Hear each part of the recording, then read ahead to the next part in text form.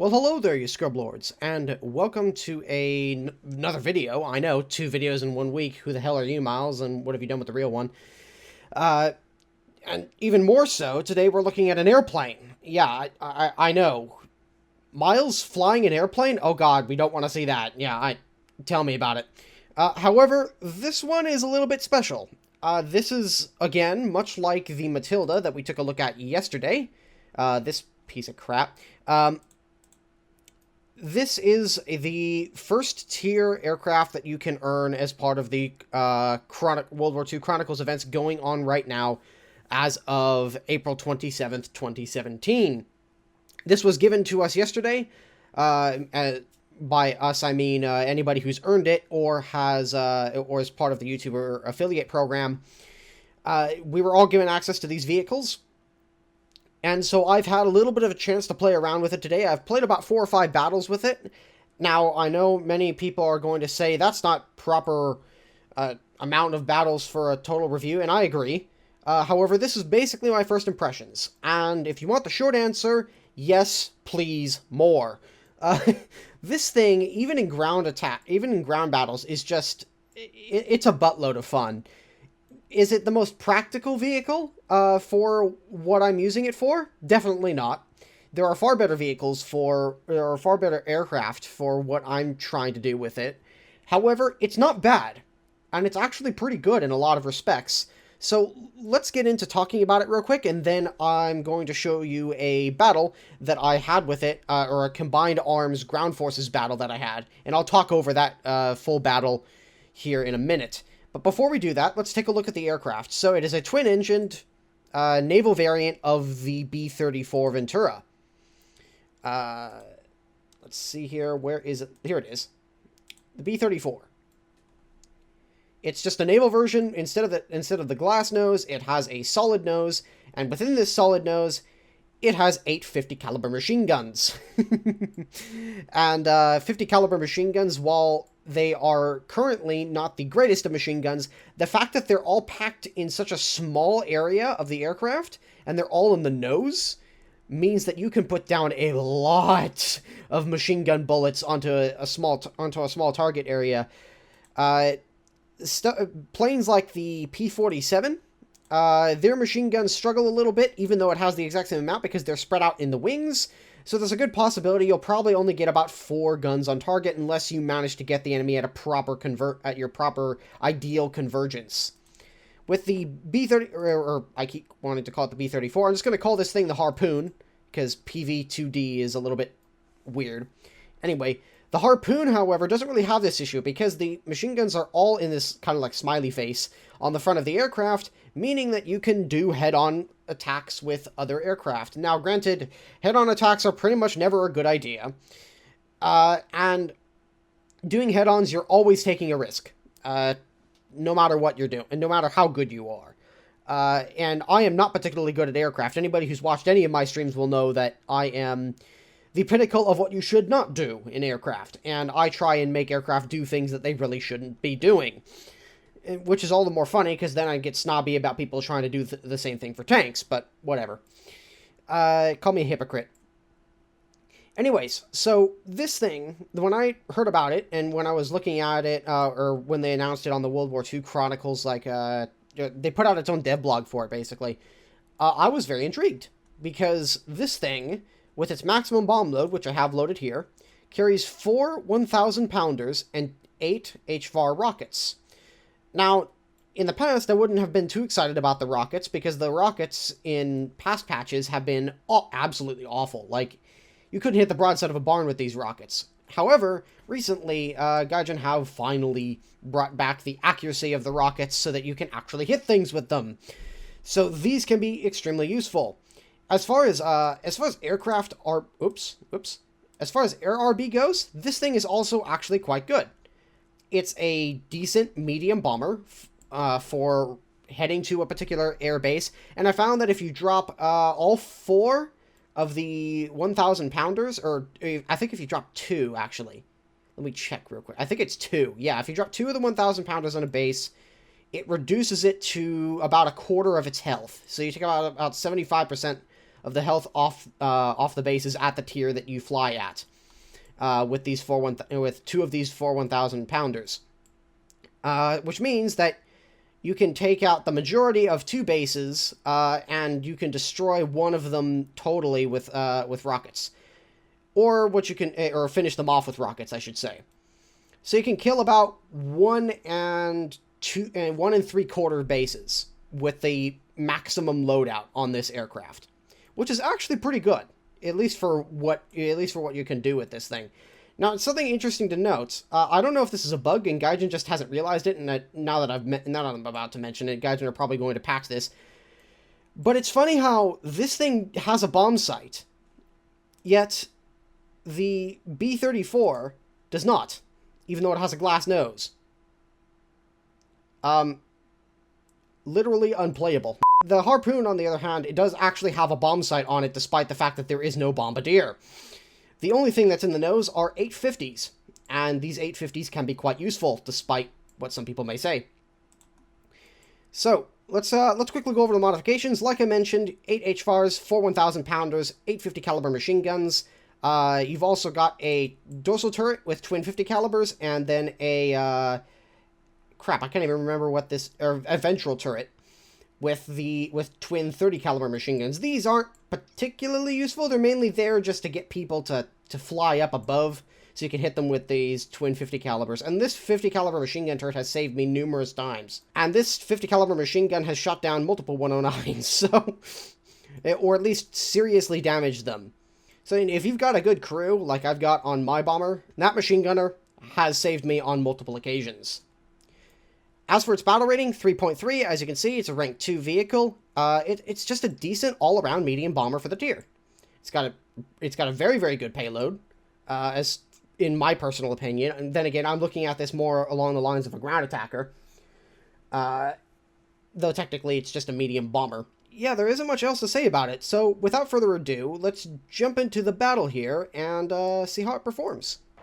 So here we are, we're on Volokholamsk, and I have been in the fight so far. I've actually gotten an ace game in the N10 already, and I have decided, because there's a lot of enemy aircraft in the air, to jump out of my M10 and take out the B-34 Ventura. So instantly I'm going to observe the situation here. So we've got an HS-129 down and far to the right hand side of the screen, and it looks like we have a Stuka that's going after the F6F Hellcat here. Kova, I'm warning him in chat right now. And this F6F is going to bait this Stuka into a vertical engagement, which is perfect for me because he leads him right into my gun sights, and I'm going to open up here with all 850s. And we pick up a pilot snipe. Fantastic. Now I look down to my right and I see instantly there's a Stuka there, and I decide instead of going for the HS-129 that's flying by, I go for the Stuka, and instantly pilot snipe him as well. Now this HS-129 is harassing our tanks down below. I'm not sure if he's the B3 model or the B2. I'm assuming he's the B2, however. And so he's turning back, and he's turning back into me, so I'm going to let him have a burst here. And right near the end of the burst, I do some pretty good damage on him, however, not enough to bring him down. That thing is a tough sucker to take out, especially with only 50 cals. However, he's going to go down to some friendlies shooting at him from the ground below, and I get a kill assist. Alright, now this ME410 here shreds that F6F Hellcat I was trying to save earlier, and so I'm going to let him have a bit of a prolonged burst here at long range. And it's right at about that moment where some SPAA fire comes in and takes out my landing gear. So at this point, I decide if I'm going to be able to turn with this guy, I'm going to have to ditch my bombs. Now, one thing I forgot to mention in the garage that I should probably mention about now is that the bombs on this aircraft drop in sort of 2 sets. I'm going to use the gunner here to try and harass this ME410. The bombs sort of drop in 2 sets. You drop your outer wing pylons first, and then it takes a second or two for your bomb bay doors to open before you can drop your other 2 1,000 pounders. So keep this in mind if you're going after base targets, so that the first time you go in and bomb the base, you're going to be moving at a relatively fast speed, so it's going to be difficult for you to drop all of your bombs at once. You can always try and press the shift space, but even then, it takes a little bit for the bomber to, I guess you could say, react and open up the bomb bays and drop those 2 extra bombs. So you basically have one pass of two 1,000 pounders and then another pass of two more 1,000 pounders. Now you'll notice that I've been shooting at this guy a lot, and I've been shooting my machine guns a lot, to the point where I've actually burned out all of my ammunition. Yes, I managed to somehow fire off all 2,000 rounds of ammo. And so I'm using the turret here to try and bring him down, and it appears that it worked. Now, I took a little bit of damage as I brushed against some trees with my right wing, but it doesn't really appear to be affecting the aircraft's performance all that much. This thing can take a hammering. And so we're going to try and take out some of this SPAA.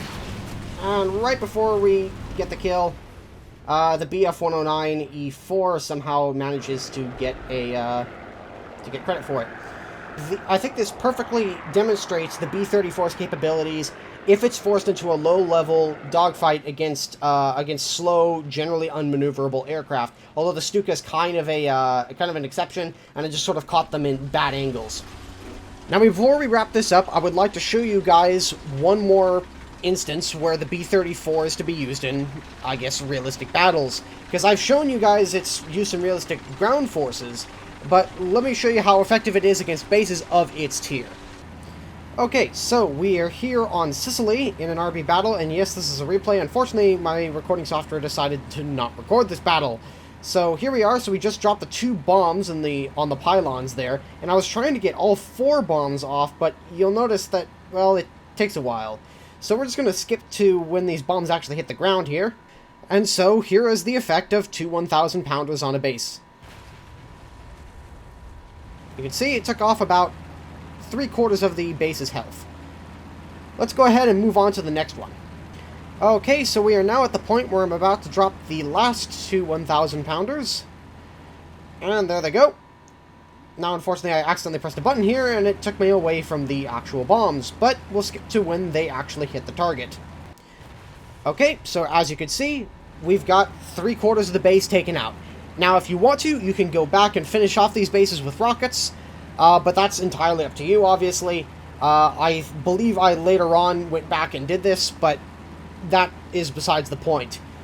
In any case, I hope you guys have enjoyed this so far. Let's head back to the hangar here and wrap this up. Alright, so my overall conclusions of the aircraft, I recommend it. 2 thumbs up from me. Now, I realize as a mostly tanker-focused YouTuber, I may not have some of the weight as some of the other YouTubers have in this regard. However, from a purely ground forces perspective, this is a decent all-around ground attacker. It has a large payload, which is definitely something you want. The payload is powerful. It's not just a bunch of small bombs that you have to be very, very precise with. With these, you could just drop them relatively near an enemy vehicle, and it will kill them. You've also got 8 rockets, so you've got 4 presses of the R key, or whatever key fires your rockets for you. And you've got a 50 caliber machine gun. You've got 8 50 caliber machine guns in the nose, which means that you can deal with some of the aircraft that are flying around potentially, especially if you happen to catch them off guard. And if there's a fighter on your 6, then you can always just dive low to the ground and use your 50 caliber machine gun on the back of the back of the aircraft to potentially ward them off or even get a kill. Now, before I go, I wanted to address some questions that had come up in the last video I made on the Matilda. And the main one being, how do you get this aircraft or how did you get the tanks?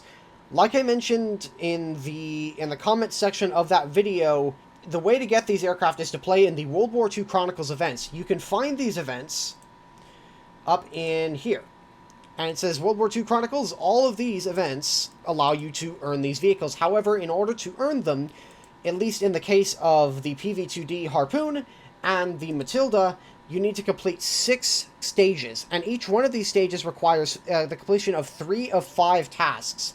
The specifics on each one of these tasks and their particular stages are on the Gaijin website, so warthunder.com, and you just look for World War II Chronicles posted on their website. It's up there, it's got all the rules. You still have time to get your hands on these 2 vehicles. Now, keep in mind, completing the stages for the ground forces only unlocks you the Matilda. Completing the stages for the air battles only gets you the stages for the Harpoon.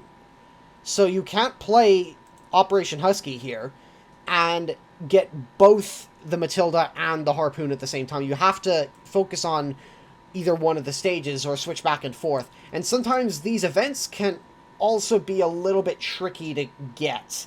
So some days it might be best to just wait and do it another day, and I think what this allows more people to do is to just set aside certain days so they can complete these stages.